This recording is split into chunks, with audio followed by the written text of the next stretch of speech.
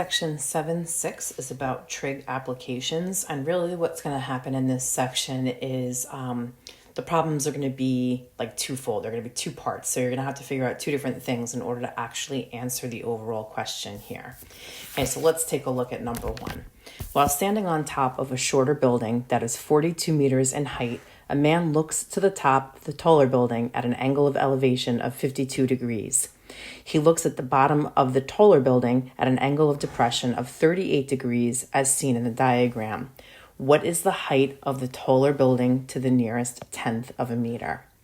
Okay, so again, here's my picture, and overall, my ultimate goal is to find that entire length. So again, this is going to take a couple steps here.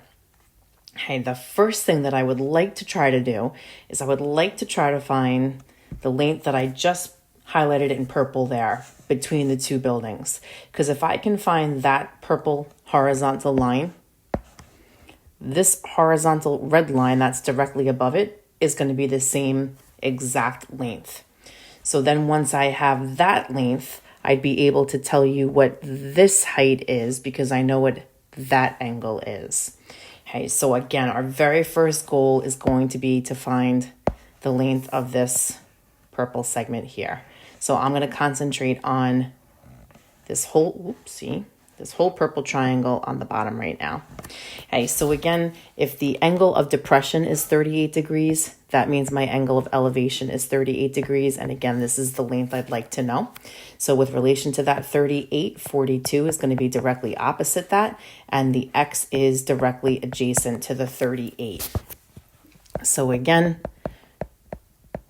SOHCAHTOA, I have opposite and adjacent. When I'm dealing with the opposite and the adjacent, that means that I'm going to be using the tangent. So we're going to have the tangent of 38 degrees equals the opposite, which is 42, over the adjacent, which is x. So again, I'm going to cross multiply and solve here. So I'm going to have the tan of 38, x times the tan of 38 equals 42. And again, to get that x by itself, I'm going to divide both sides by the tan of 38. So when I do 42 divided by the tangent of 38, I should get an answer of 53.75. And I'm going to round it to 8 there. Okay, so again, that means that this distance right here is 53.758. But again, if that distance is 53.758, that means the horizontal red line that's right above it is also 53.758. So now what I'm going to do is I'm going to concentrate on this red triangle on the top. And again, what I'd like to know is this height right here. Actually, let me change my letter there. Let me label that Y. And I'm going to call that Y. So now with relation to 52, that Y is directly opposite. And the 53.758, again, is directly adjacent. So one more time, I'm going to end up having to use the tangent here.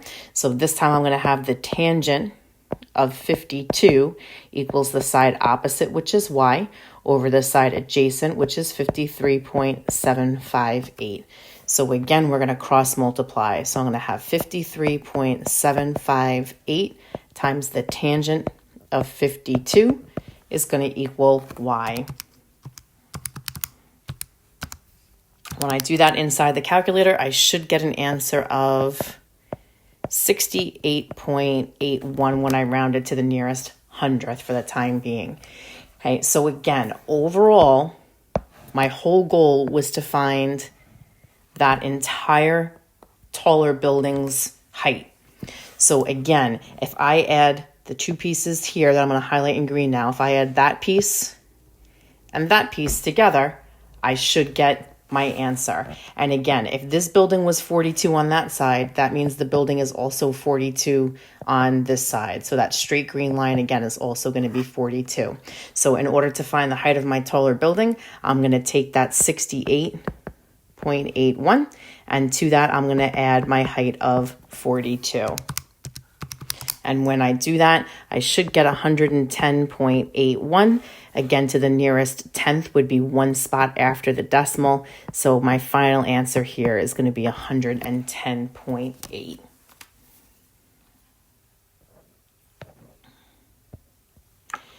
For our second one, we have two ladders leaning against the building shown in the diagram, and we want to know what is the angle to the nearest degree that the shorter ladder makes with the ground. So I need to find this angle right here that has the question mark in it. Okay, so if I were to concentrate on this green triangle, hey, I don't have enough information to figure out that angle right now because I'm missing the angle and I'm missing one side. Okay, I need two sides to make a tangent ratio. I only have the 1 of 12. So I'm missing an angle and a side. Can't do that. So the first thing that I'm going to do is I'm going to concentrate on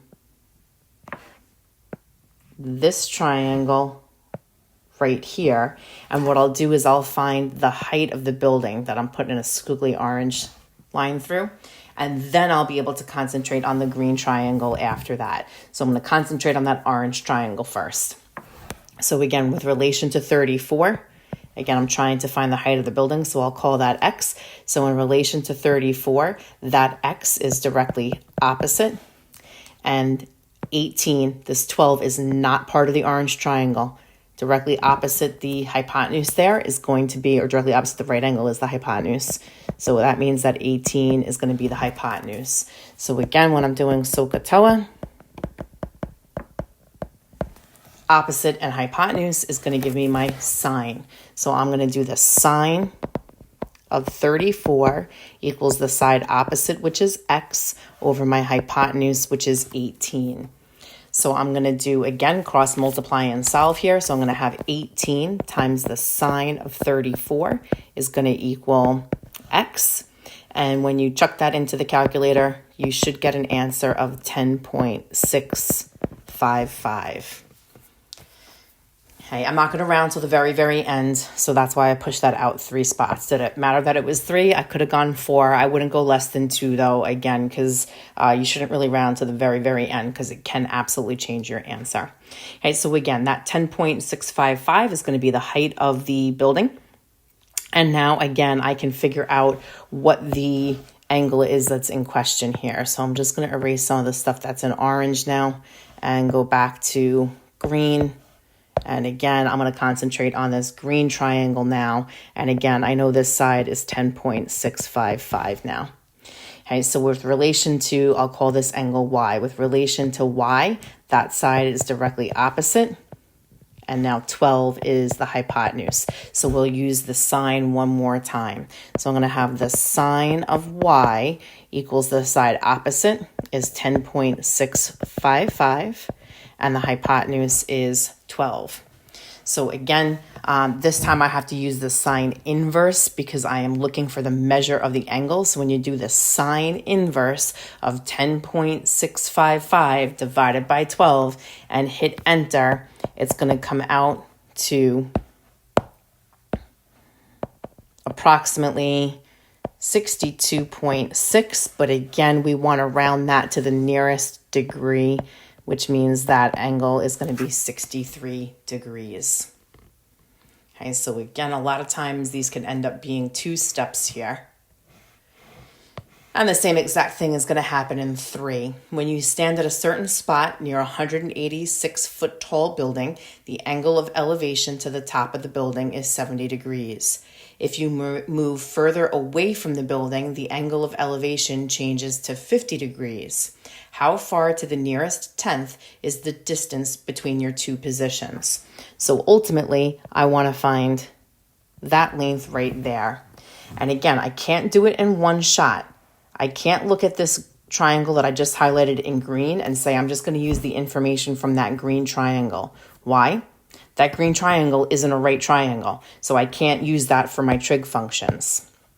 Okay, so what I'll do instead is I'm going to concentrate on that red triangle first, and I'll find this distance x, and then I will concentrate on this purple right triangle and find that entire distance, which we'll call y. And then if I subtract the 2, I'll get my final answer.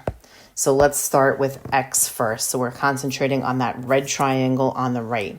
Okay, so with relation to 70, again, the height of the building they told me is 186, by the way. I didn't write that in the picture.